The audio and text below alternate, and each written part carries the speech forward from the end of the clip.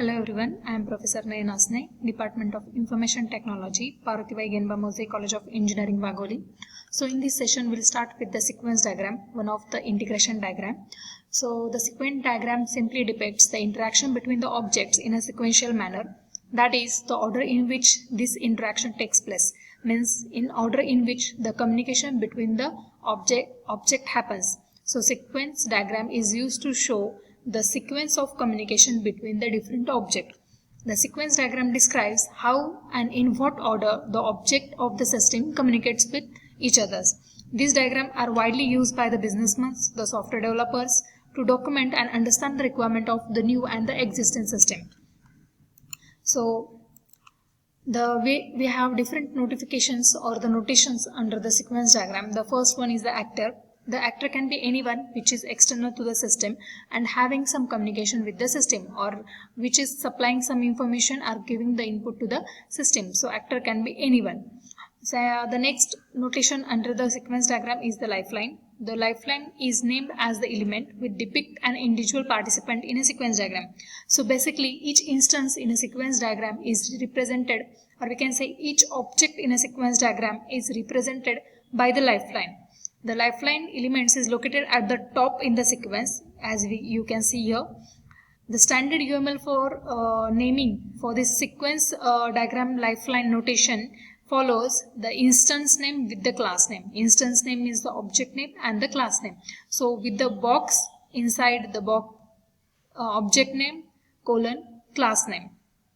So this is the lifeline, and the dotted line you can see the dotted lines. It will give us the lifeline of the object.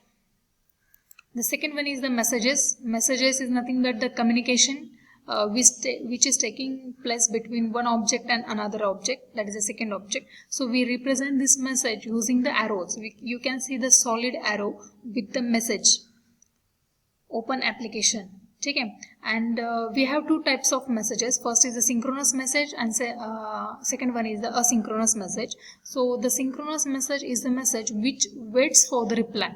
Now when the user one sends message to the devices or a particular device, then the user one will wait in a synchronous message to whenever the device will be reply for the user one. That means the synchronous message, when the message is transferred from sender to receiver, the sender will wait for the response from the receiver side. While as in asynchronous, the sender will not wait for the reply from the another side. He will continuously trying to send the message. So that is the asynchronous message.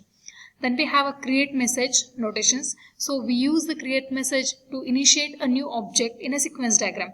So create message is always used to initiate the object. Here is the object with the class name. There are the situations when a particular message call requires the creation of the message. Whenever we have to create the object depend on the message call. So that is done using the create message with the stereotype create. You can see the stereotype create with the message new order, and the message is creating the object order from the class order 1. So this is the create message. Next is the delete message. That means whenever we have to deallocate the memory of the object, we can just cross the thing, that is a X. So that is your delete message. By using this, we can deallocate the memory of that message and for the particular object. Self message. Self message is nothing but the loop for itself. The object call itself, that is the self message. There may be a scenario when the object needs to call or sends the message to itself only. So that is given for this notation for the self loop. We can say the self message. Reply message. Whenever the sender sends the message to the receiver or to the other object, the other object will send the reply. So the reply will be always given by the dotted lines with the solid tip, okay, to the sender. That means when the sender sends the message to the receiver, suppose here is a sender, we have a B sender. Sender A sends some message to the B will reply to the A object. So that will be under the reply message, and reply message is always denoted by the dotted lines with the solid arrow tip. Next is the found message. The found message is used to represent a scenario where unknown source sends the message.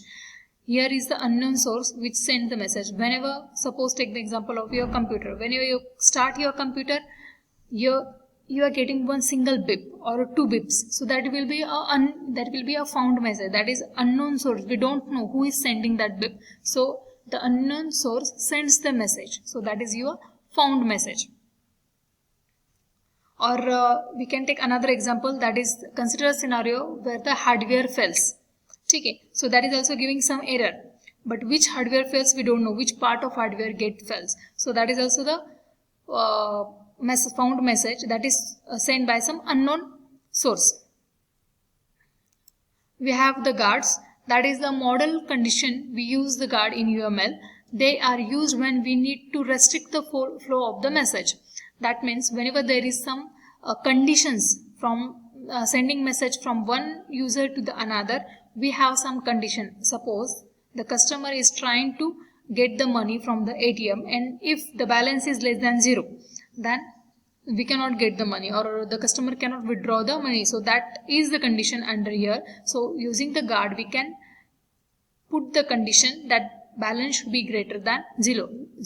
So the guard is usually used for checking the condition, or restricting the message, or applying the restriction to the message for the particular condition.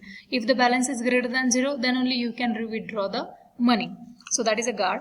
The next is the lost message. The lost message is used to represent a scenario when the recipient is unknown. We have found message and lost message. The found message is the unknown sender, and lost message is the unknown recipient. Means we have sent the message, but the recipient is unknown. So that message is represent using the lost message.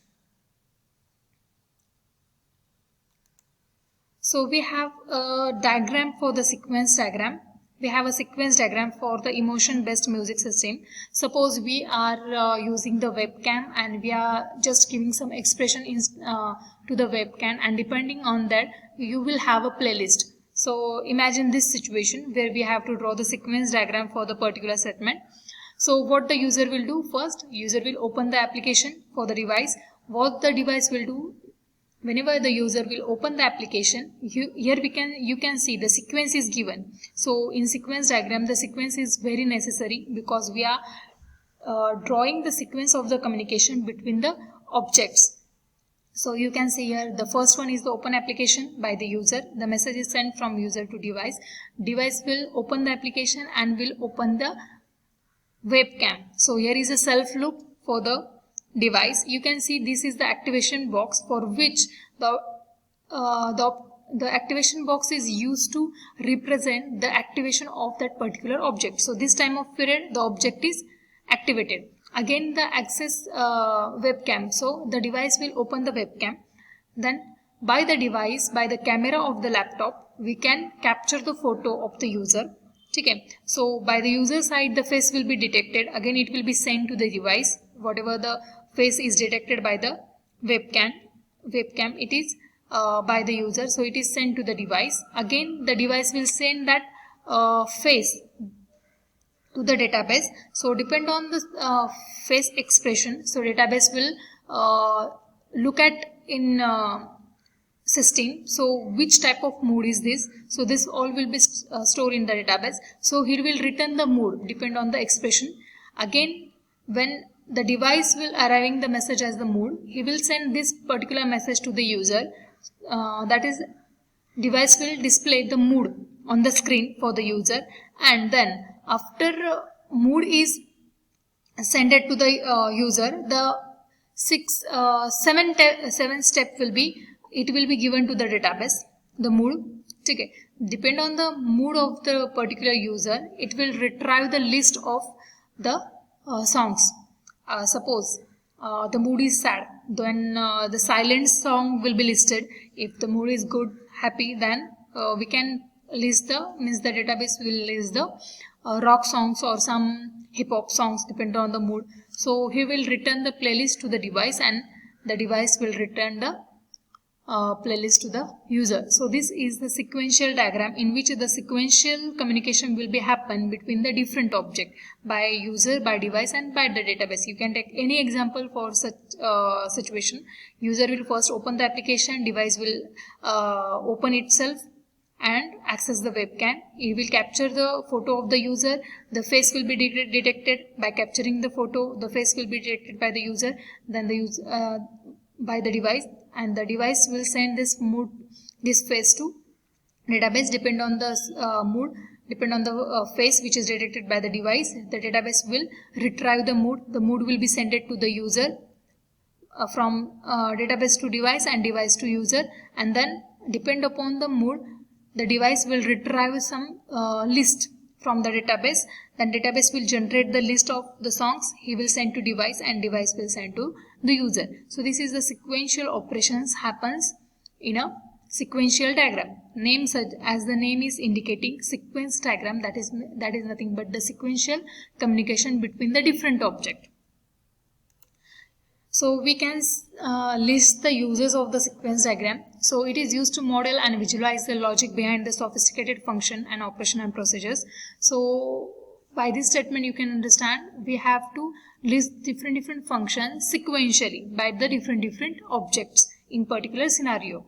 So they are also used to show the details of the UML use case diagram. So after creating the use case diagram, as for the interaction diagram, use case is the base diagram, and depend on that we can create the sequence diagram and communication diagram. So by using the use case we can draw the sequence diagram. So the sequence diagram shows the details of that particular use case of particular scenario. Then it is used to understand the detailed functionality of the current system. Then it visualize how the message moves from one object to another object, or how the communication moves from one object to another object sequentially. So this is your sequence diagram. So I hope this is understood by you. If not, you can comment in comment box, or you can draw the different sequence diagram scenarios such as the ATM system, such as some order systems, and try to draw the diagram. If you have any query, you can comment on comment box. Thank you.